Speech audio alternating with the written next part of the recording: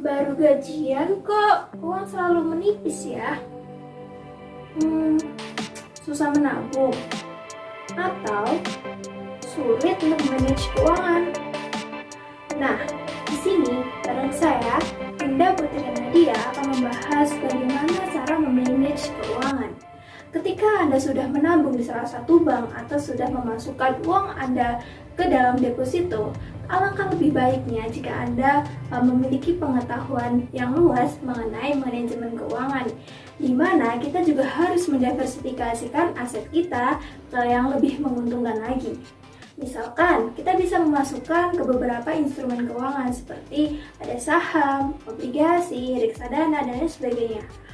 Khusus untuk hari ini, saya akan membahas mengenai saham. Nah, ketika kita sudah mendepositokan uang, pasti kita akan mendapatkan bunga tertentu.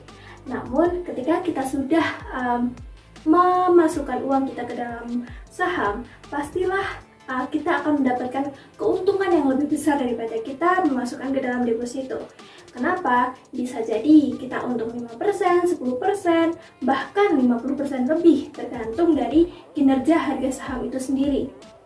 Eits, ngomongin tentang saham, sebenarnya apa itu saham?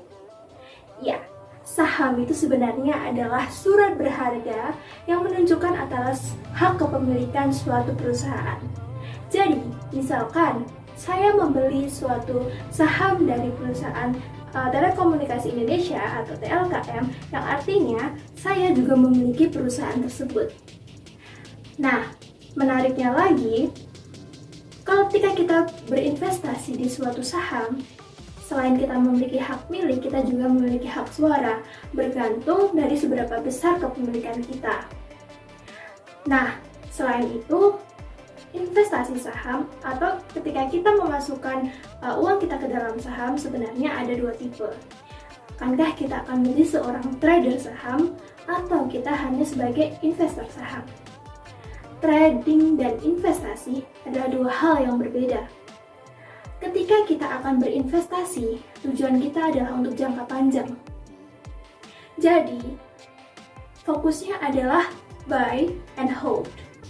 Analisis kita adalah lebih kepada analisis fundamental.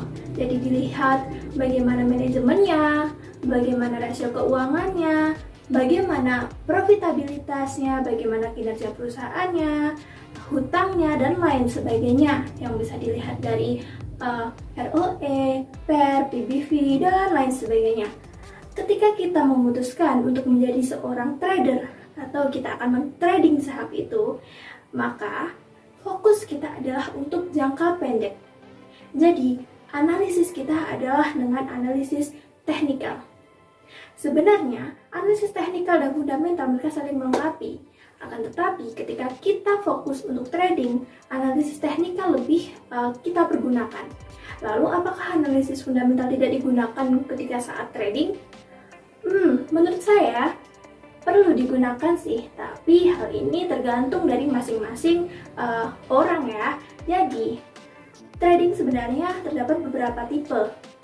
Ada yang hanya khusus menggunakan informasi atau analisis dari teknikal saja, dan ada juga yang mengkombinasikannya. Tapi fokusnya adalah untuk jangka pendek, yaitu buy and sell. Nah, sebenarnya terdapat beberapa tipe seorang trader. Pertama ada intraday trader, ada trend followers, ada swing trader, dan juga ada day trader. Seorang trader pasti mengandalkan technical analisisnya, seperti salah satunya adalah dengan menggunakan moving average. Nah, jadi kalau kita trading, apa yang kita lihat? Misalkan volumenya, misalkan indikator-indikator teknikalnya, dan lain sebagainya.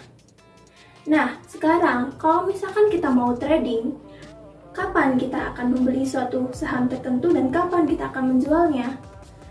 Nah, untuk membeli suatu saham dan menjual suatu saham, harga dari suatu saham itu pasti akan naik turun bahkan dalam waktu 1 detik. Kenapa? Karena harga naik turun suatu saham tersebut dipengaruhi oleh banyak sekali faktor. Salah satunya adalah supply and demand. Seperti ketika banyak sekali minat orang untuk membeli saham tertentu, pastilah harga saham tertentu tersebut akan meningkat.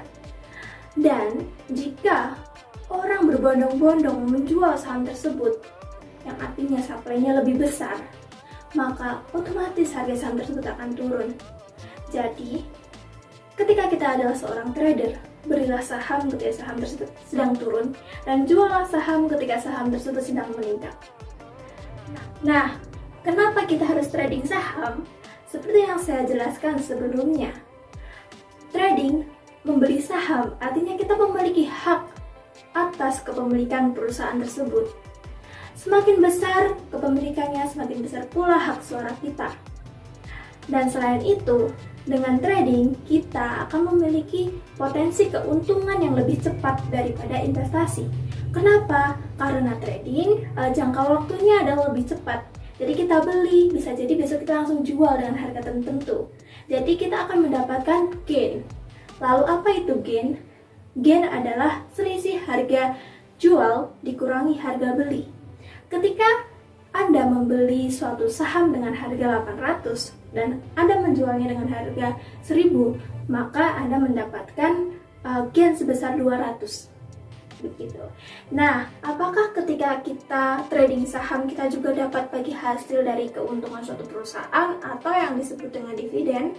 Bisa jadi ketika kita memiliki suatu saham dan belum menjualnya dan masih tercatat sebagai hak penerima dividen. Di situ kita juga mendapatkan dividen. Tapi peluang kita sebagai trader untuk mendapatkan dividen biasanya lebih kecil daripada kita seorang investor. Yang mana kalau kita investasi saham, fokusnya kan buy and hold. Jadi kita pegang saham tersebut sampai jangka waktu tertentu sehingga potensi untuk mendapatkan dividen itu lebih besar. Nah, keputusan untuk trading atau untuk investasi berada pada masing-masing diri kita. Yang jelas, tentukan dulu tujuan kita. Apakah untuk jangka pendek dan apakah untuk jangka panjang? Dan misalkan kalau untuk jangka pendek adalah untuk menambah pemasukan kita, dan misalkan untuk jangka panjang adalah untuk biaya pendidikan anak dan sebagainya. Semua punya strateginya masing-masing dan punya caranya masing-masing. Punya keuntungan masing-masing, punya pula resikonya masing-masing. Tapi ingat, saham punya kaidah high risk, high return. Returnnya memang besar, tapi resikonya juga besar. Oleh karena itu, kita tidak bisa sembarangan asal beli, asal jual. Ikut-ikutan orang sana, ikut-ikutan orang sini dalam mengambil keputusan. Tetapi, kita juga harus punya ilmu. Nah, oleh karena itu, selain kita trading saham atau investasi saham, kita juga harus investasi leher ke atas. Artinya, kita juga harus investasi ilmu kita. Bisa dengan mengikuti workshop, dengan mengikuti trainer saham, dan lain sebagainya. Ya, untuk mengakhiri pembahasan kali ini, terdapat satu kutipan dari Dr. Alexander Elder dalam bukunya Trading for a Living yang menyatakan bahwa seorang trader yang sukses tidak terobsesi atau berfokus pada berapa besar uang yang ia akan dapatkan, tetapi berfokus pada bagaimana dia bertransaksi secara berkualitas. Dengan transaksi yang berkualitas, maka secara otomatis keuntungan yang besar akan datang ke kita. Sekian, terima kasih. Saya akhiri. Wassalamualaikum warahmatullahi wabarakatuh.